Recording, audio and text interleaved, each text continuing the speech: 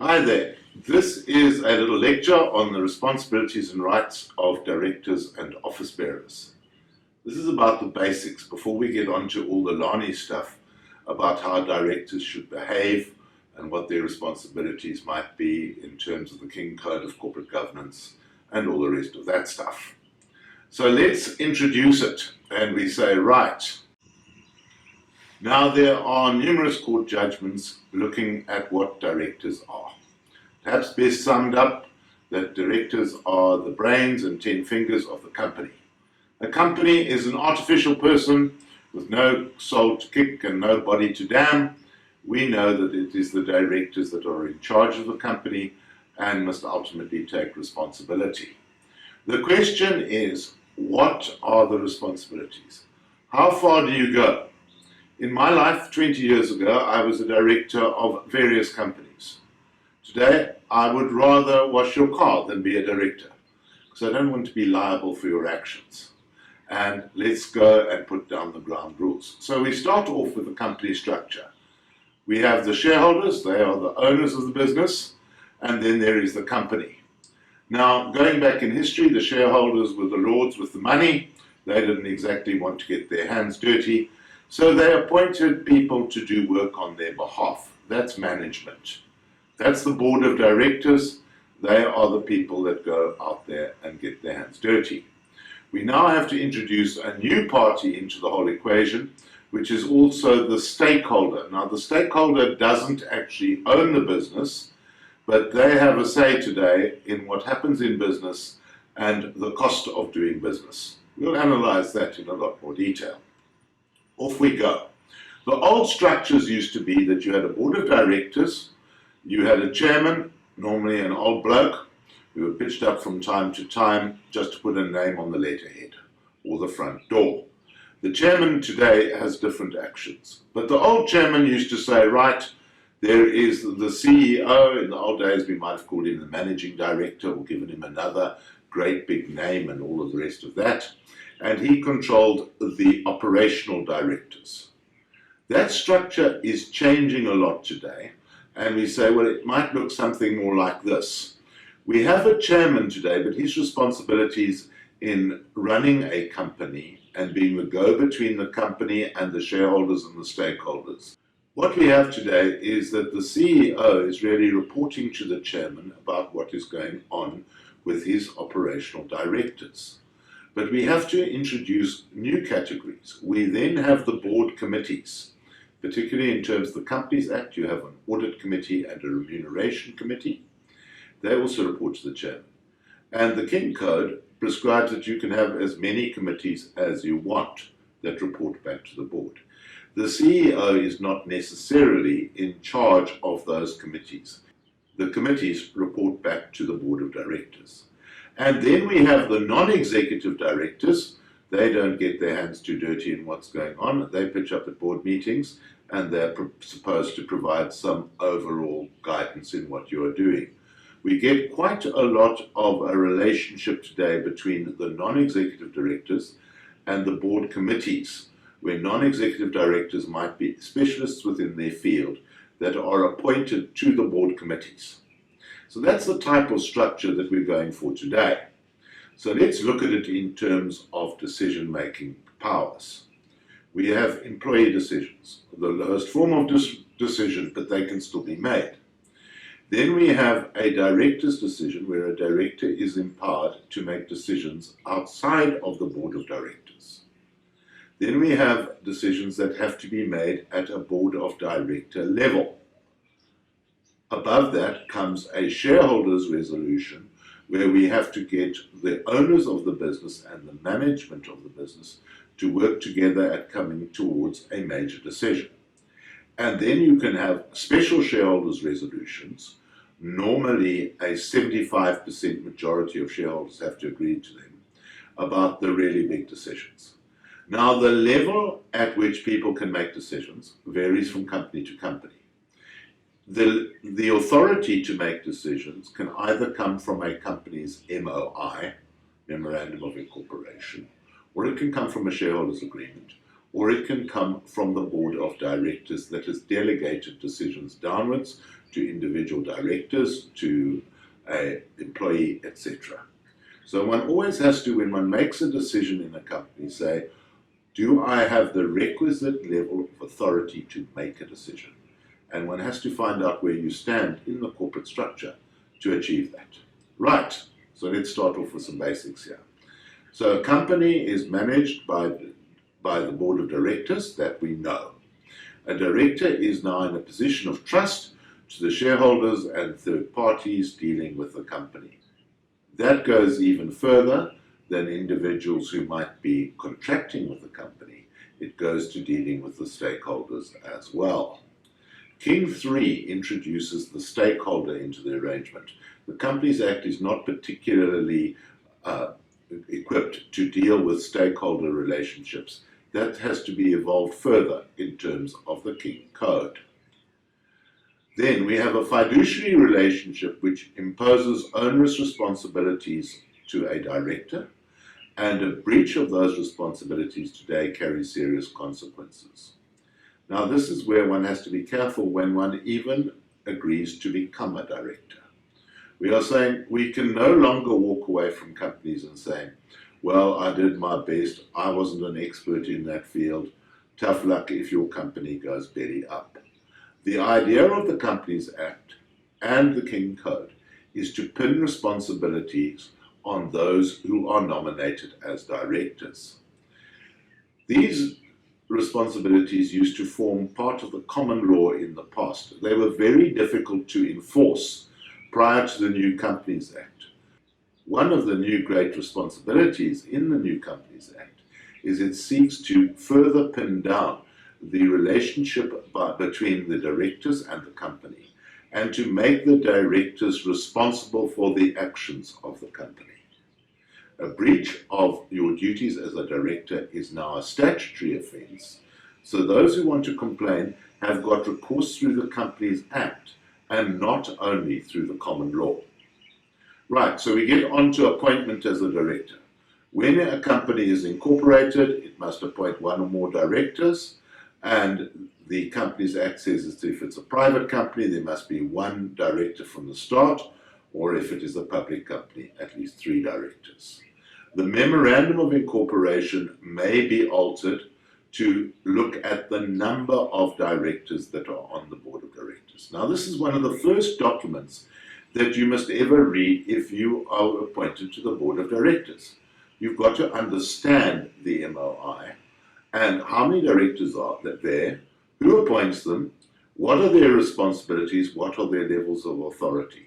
That's step 1 in the glory of being a director. Now, we carry on. The appointment and removal of directors can be determined by the MOI, provided the MOI doesn't have clauses that exceed the provisions of the Companies Act. At least 50% of the directors and 50% of the alternative directors of a company must be appointed by the shareholders. When it comes to the question of appointing directors, it is very important that one refers to the MOI to see what are the terms and conditions applicable. A director must always consent in writing to the appointment. There's a Companies Act form for that. It's got to be signed before one does anything. Very importantly also, when you resign from a company, you've got to fill in a resignation. Otherwise, you will remain responsible for the actions of that company. The directors may be elected by the majority of the shareholders who have the voting rights to do so. That's the general course. One can also, of course, again, have special conditions in the MOI. The term of office is normally indeterminate, and you wait until there's a resignation or somebody is fired, etc. But we also sometimes have provisions within the MOI that call for the rotation of directors over a specific period. And that's a new part of corporate governance which is very important. We don't want old fuddy-duds sitting there forever and reckoning that a directorship appointment is a right to life.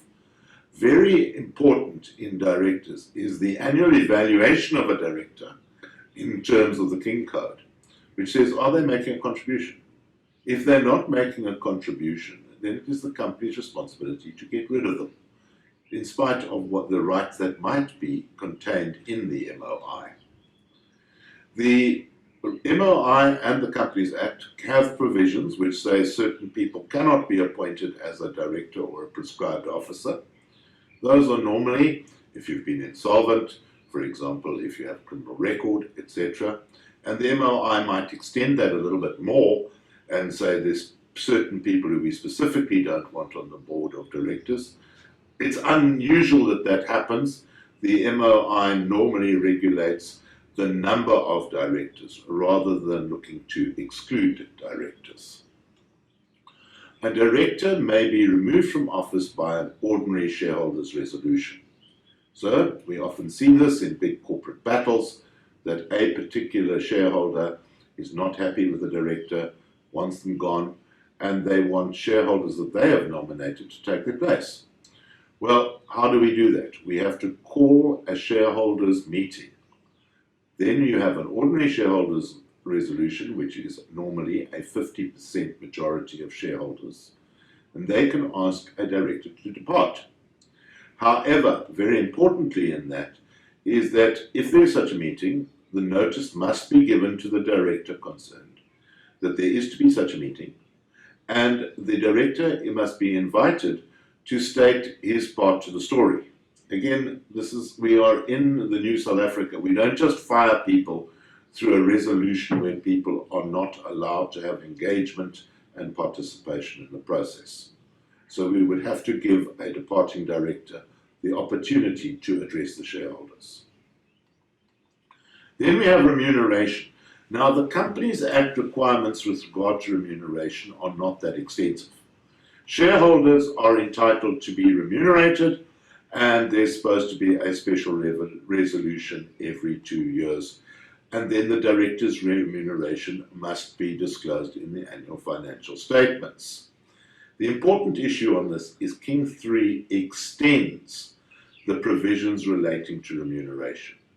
In the past, the directors were in a strong position to negotiate extensive packages. And there was nothing in the Companies Act that said that the remuneration must be commensurate and market related. So directors sometimes were horribly overpaid. What King 3 is seeking to do is to take the provisions of the Companies Act and say, even though there has to be a shareholders' resolution that is adopting the remuneration, and even though it's supposed to be disclosed in the financial statements, the Remuneration Committee has to address these things in advance and determine what is a reasonable remuneration with reference to proper benchmarking, etc. Now, it's not to say that a company has to do that. What is important is if a company fails to do that, well then they haven't followed the King Code.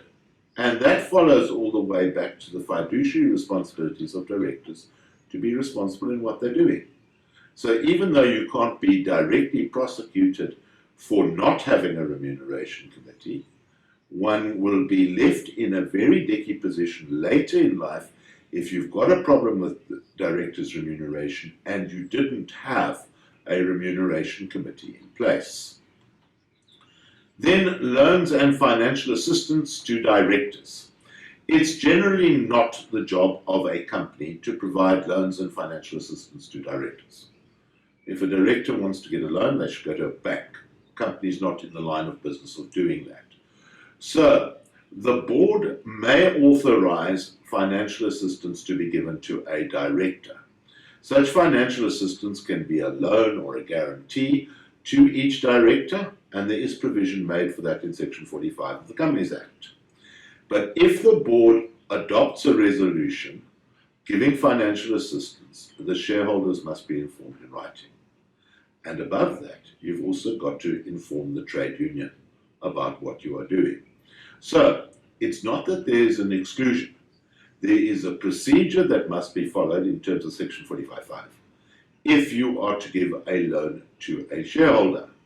And it actually goes even further.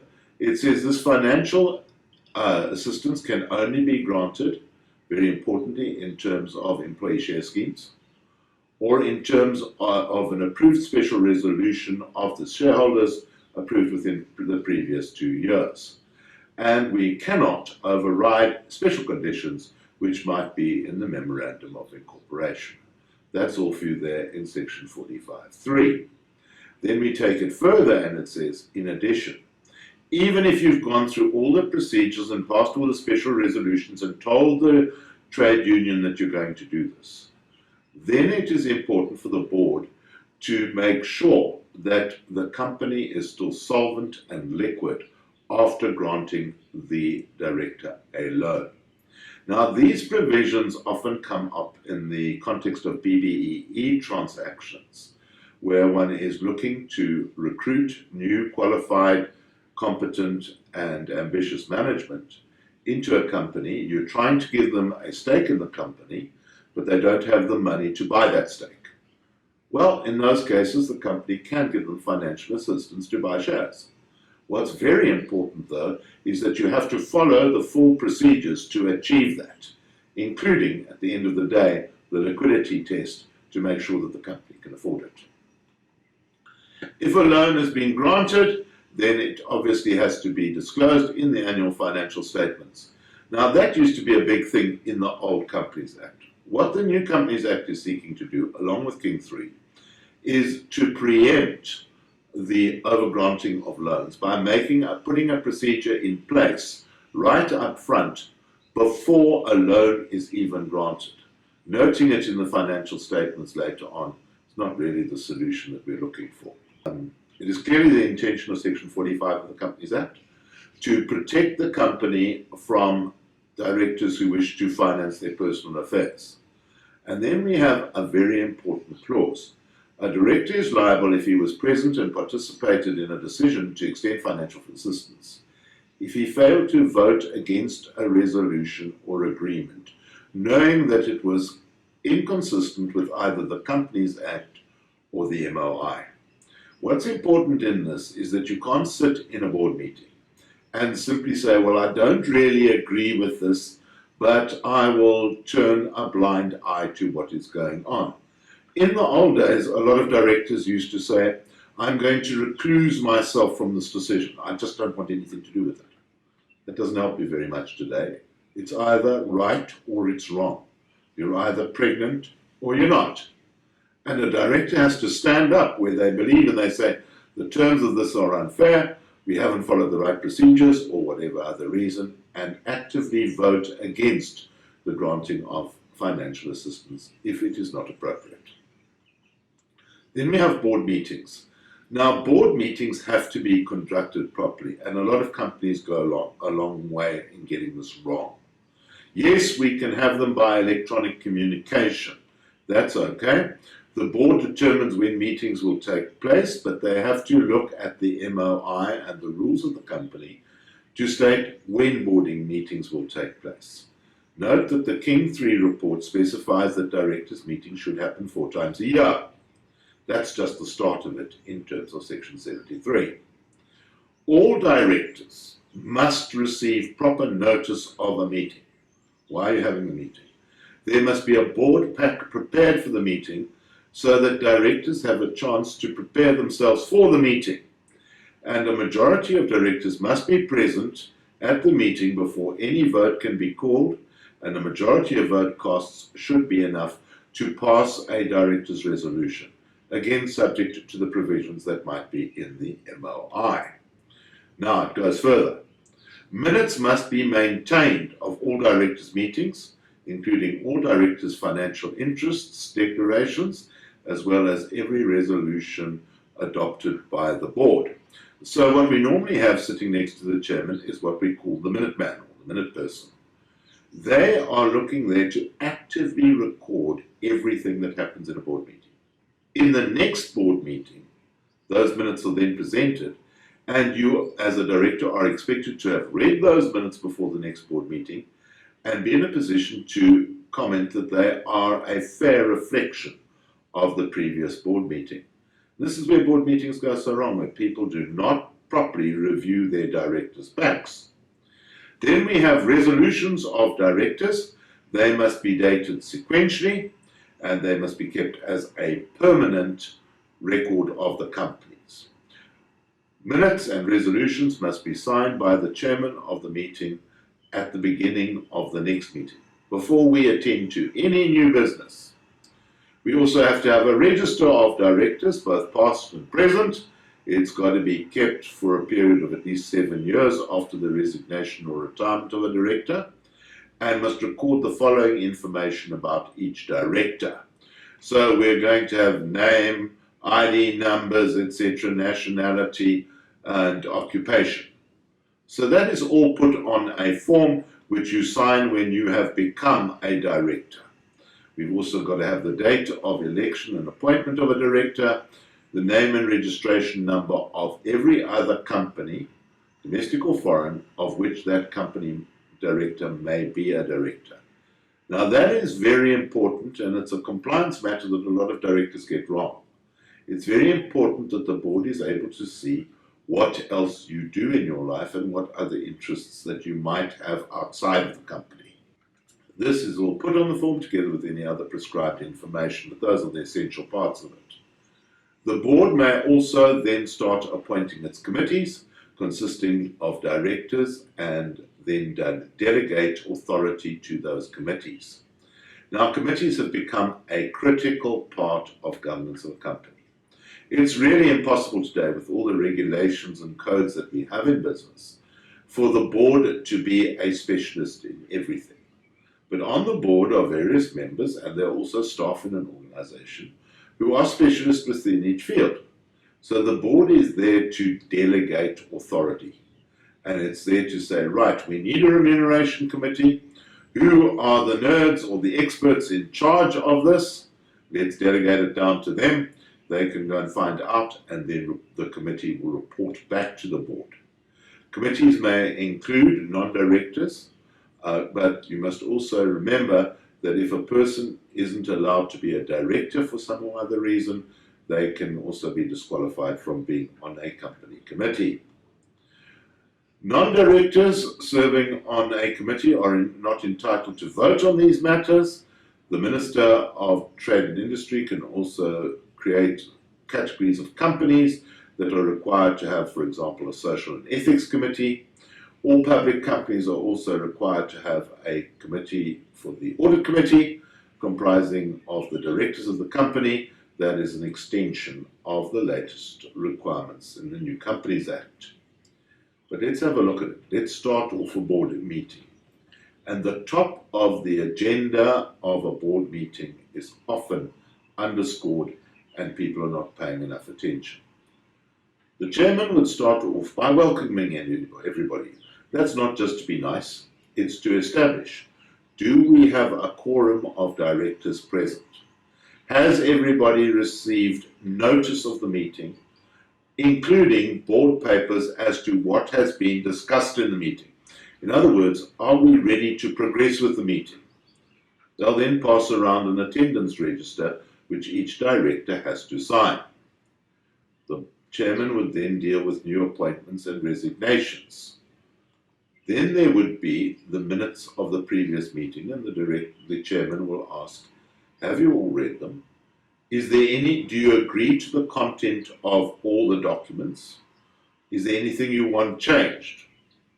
And then you get a last chance to say your bit, and the chairman will sign them off.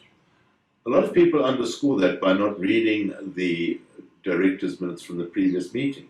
What's important is that once the chairman has signed those minutes off, they become the record of the company and can, at a later stage in life, be very important to determine whether a director has done their job properly. One also has a section for matters arising from previous minutes, because the fact that something was discussed in a previous board meeting doesn't mean that things could not have changed in the interim. And directors are given the opportunity then to come out and disclose what's going on.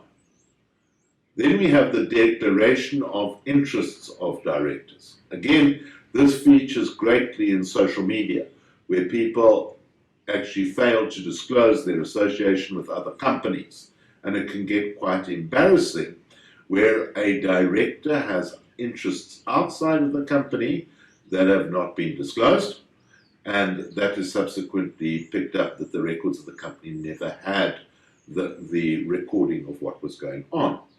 Now, important in the declaration of interests, often directors do have other interests. You're entitled to have them, so long as you declare them to your company and they accept them, that's okay. What you can't do is not declare your outside interests that may be relevant to a company.